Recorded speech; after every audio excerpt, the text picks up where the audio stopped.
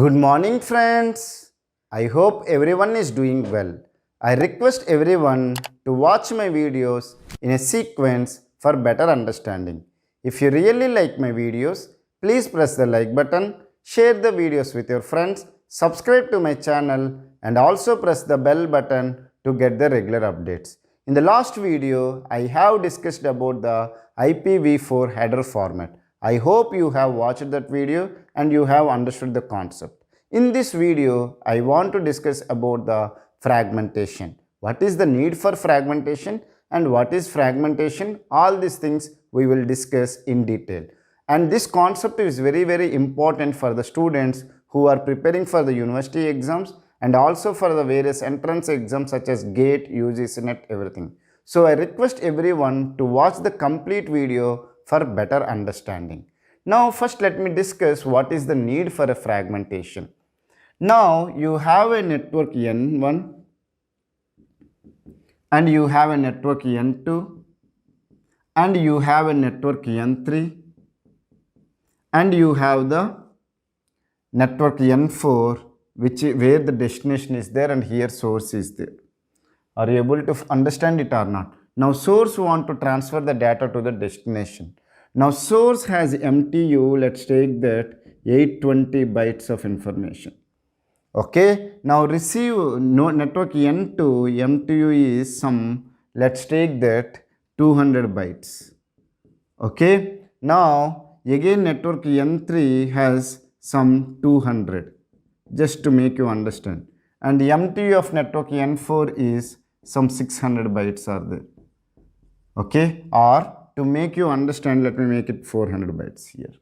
Okay, network N1, network N2, network N3, network N4 I have taken. Okay, and if source want to transfer the data to the destination, the information has to go via the networks. And you have a intermediate routers, I am not talking about them.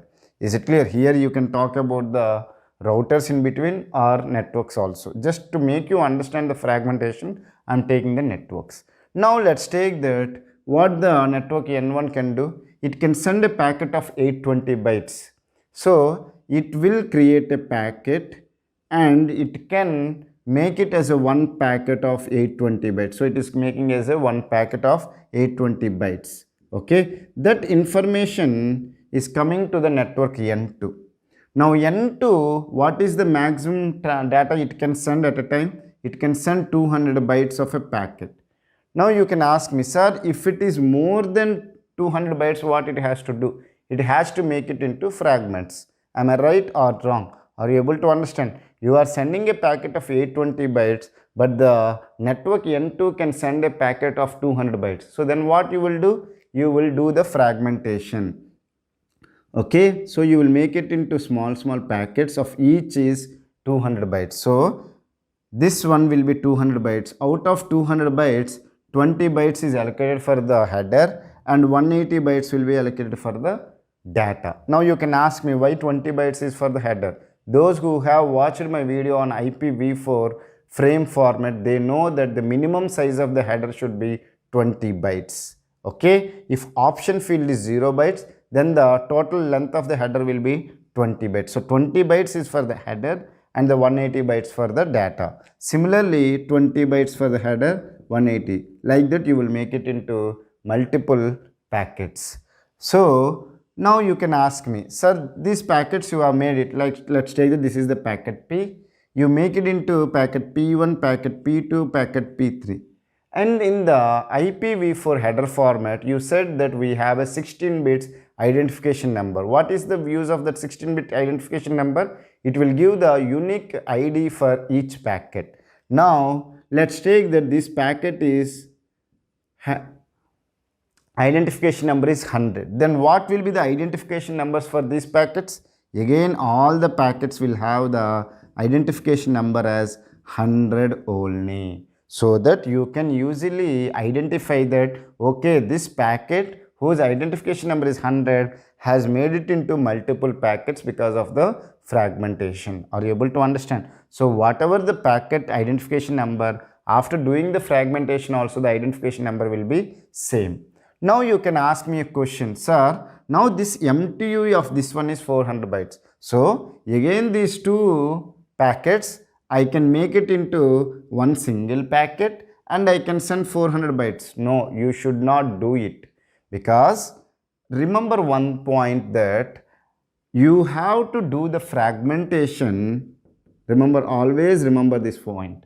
Fragmentation will be done at the intermediate node, not even at the source node also. Why it's so, I will discuss with you now.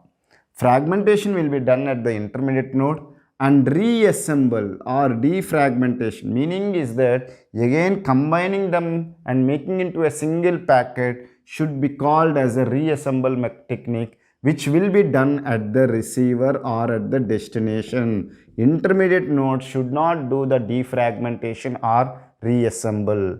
Please remember this point. You can ask me, why so?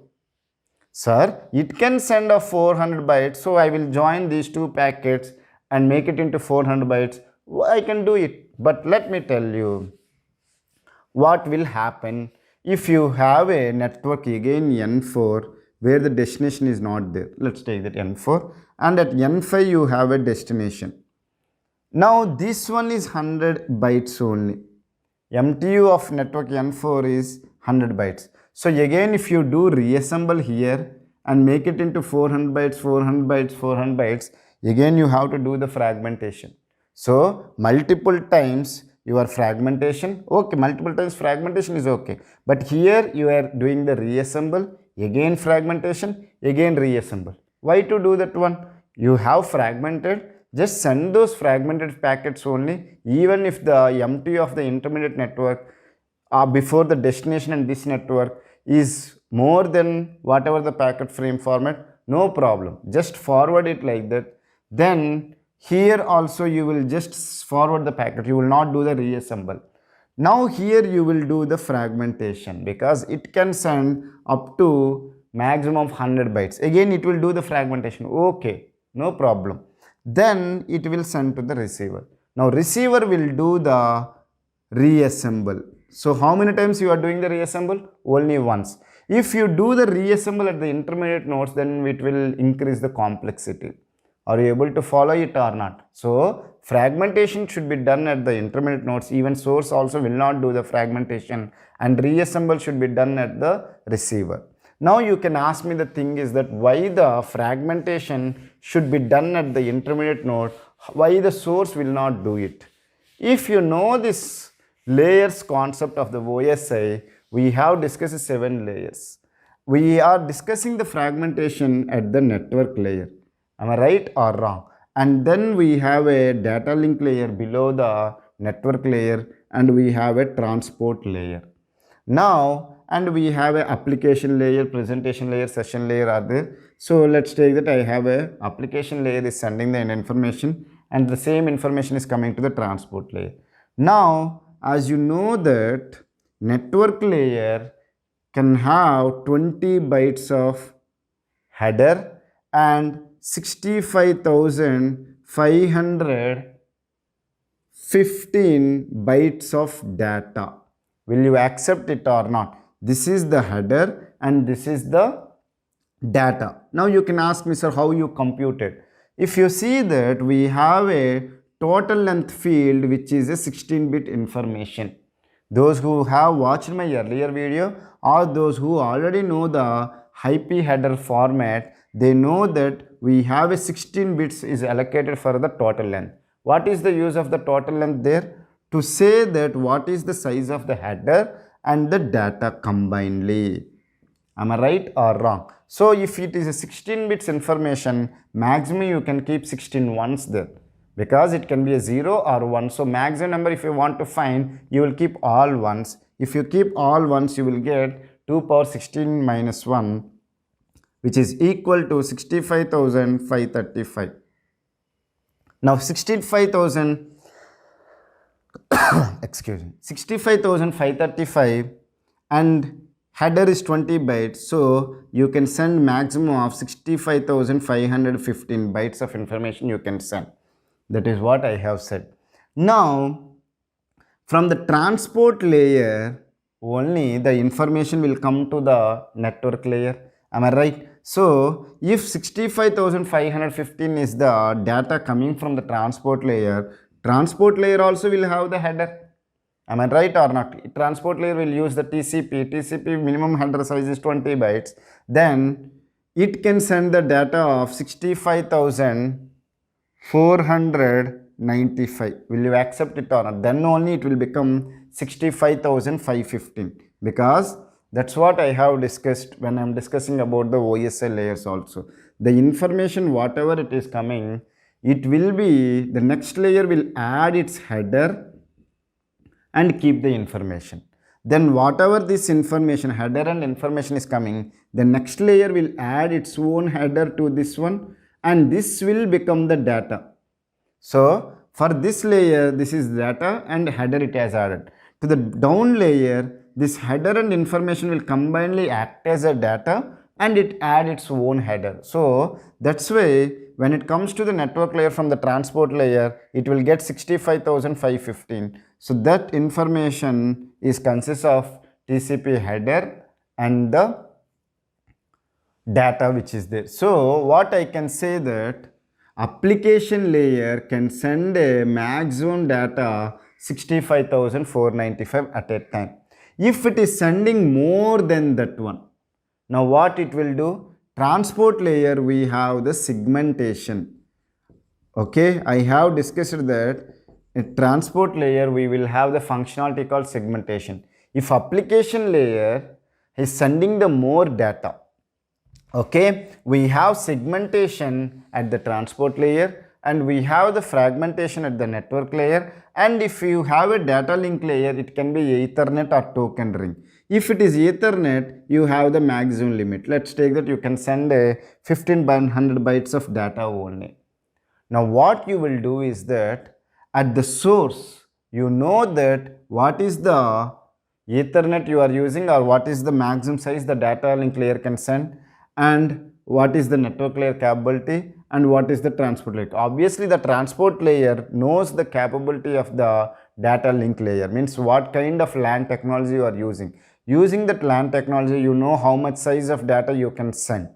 If it is Ethernet, let's take that it is 1500 bytes, then what the transport layer will do, instead of sending a size of 65,495 of data to the network layer and then network layer doing the fragmentation, it only do the segmentation by itself, making that the size of the actual data will not cross more than 1500 bytes.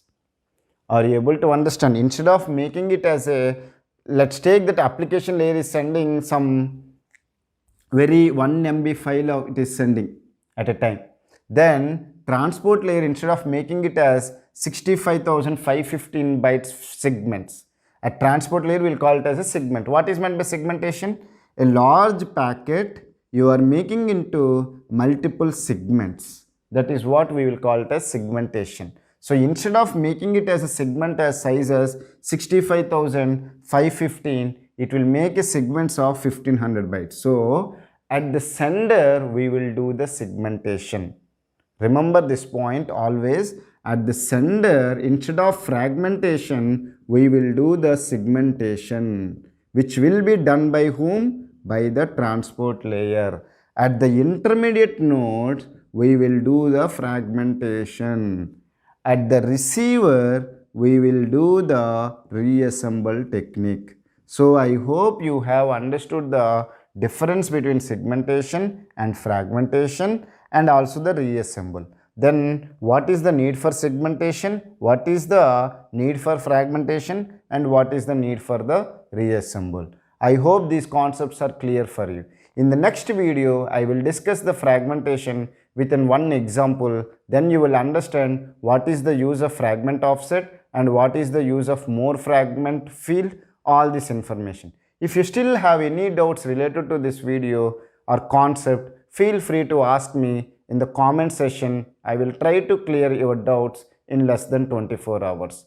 If you really like my teaching and my efforts, please press the like button, share the videos with your friends, subscribe to my channel, and also press the bell button to get the regular updates. Thank you for watching my video. Have a nice day.